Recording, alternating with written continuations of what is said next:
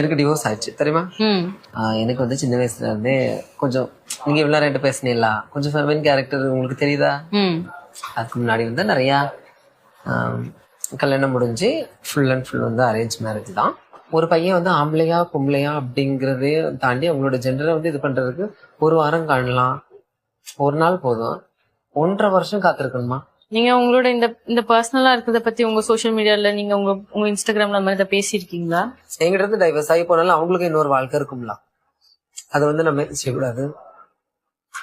எதுவுமே முடிஞ்சது முடிஞ்சு போச்சு பத்தியில, பாஸ்ட் இஸ் பாஸ்ட், ஃபுல்ஸா போச்சாச்சு. அதனால அது வந்து ரொம்ப இது பண்ண மாட்டேன். எப்படி ஒரு மனசு ஜென்மத்தை கடவுள் படைச்சிட்டாருன்னே எனக்கு தெரியல. முக்கியமா உள்ளதுக்கு அழுக வராது, எல்லாரும் அழும் போது எனக்கு அழுக வராது. ஆனா எனக்கு ஒரு நாள் தனியா இருந்து எல்லாம் அழுவேன்.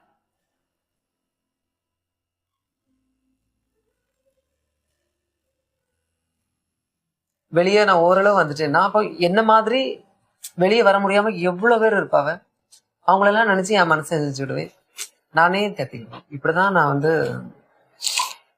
அதுல இருந்து வெளியே வந்தது. அழாதுங்க, நீங்க கேட்டதுனால தான் சொன்னேன். கேட்டதுனால தான் சொன்னேன். ஆக்சுவலா நீங்க சொன்னீங்கல்ல, அது ஒரு மாதிரி எப்படி சொல்றது,